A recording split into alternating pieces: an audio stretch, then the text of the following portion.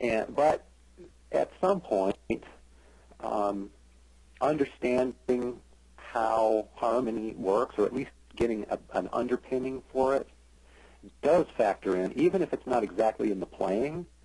It does when you start talking about melody and you start talking about singing, and then you have a melody line. And I would recommend to a guitar player, after you learn how to play your part, if you're playing in a song or you're writing songs, you should know what the melodies that the singer is singing look like on the guitar and how they interact with your chord progressions.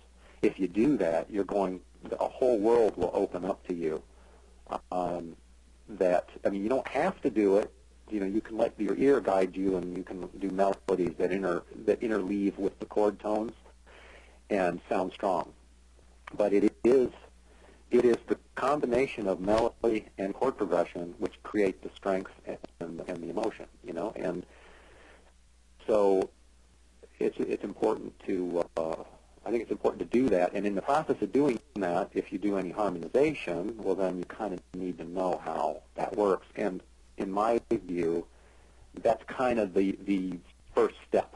Even though, as we went through the method, I really didn't develop that step a whole lot further, and so it might be hanging out there kind of like a loose limb. But it is a branch itself that branches into other things, so I kind of thought it was necessary. Well, I hope for the folks who are listening, if you're really serious,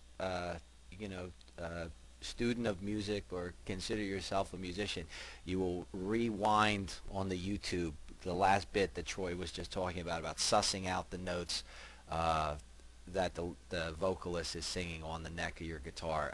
I'm not even going to open it. Just suffice to say, listen to what he's saying and do it, because it is incredibly invaluable.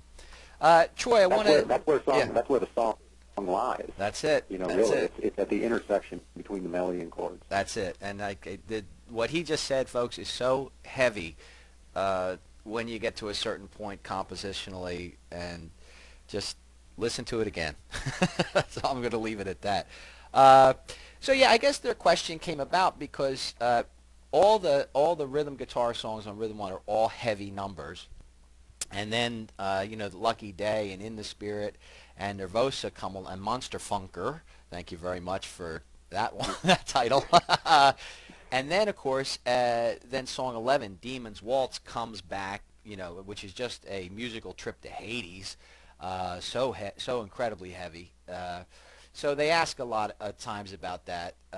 So I wanted to ask about the inclusion of the other feels coming outside of, let's say, the regimented heavy rock sound. Volume 2 starts to spread more wider. Yes. Spread the scope more. Yeah, it does, definitely. Now, real quick, I do want to touch I need to get into the lead books with you, but I need to pit stop on lead primer. And I know that there's a lot of people, they're surprised, especially when they come in and they've been playing for a while, and they think we're going to take them right into lead 1. And I say, no, we're doing lead primer.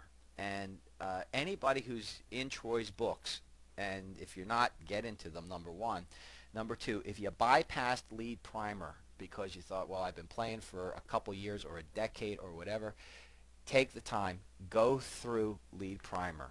It is, I feel personally, I've only been doing this for 30 years, it's critical that you do the lead primer book.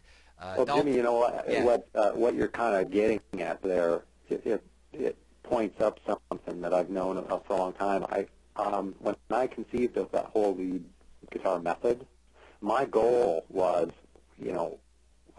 to teach the whole ball of wax all the way up to a professional level playing. Basically, all of the crucial details that if you master, you'll be at a professional level of playing. Not saying you can't keep improving, of course you can. And there's plenty of other things that I've gone further with. But basically covering the basis, So I started the beginning of that book, kind of, the first chapter in volume 1 is a little bit of let's collect our thoughts and make sure we're on the same page. and then it launches into it. It really launches into an intermediate level of guitar playing. It's not a beginning guitar method. Absolutely. Absolutely.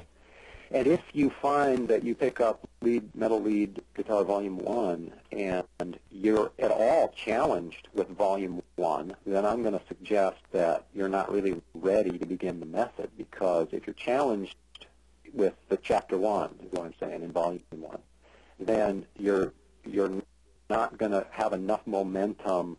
You're going to burn out by the time you get the stuff going in Chapter 2 up to the level you need. You'll probably be burned out on it before you inculcate the playing abilities and techniques to be able to pull it off. So I kind of, this just comes down to the fact that I'm trying to pack it all in. I'm thinking, okay, I want to write a guitar method that's going to teach everything they want to know. So I'm trying to pack it all in, and that makes them kind of challenging. It makes them fairly fast-paced. And because of that, it was later that I came back and said, we need a pre-Volume 1, You do. And so then I wrote, the primer. And the primer kind of overlaps Volume 1, the Volume 1 book.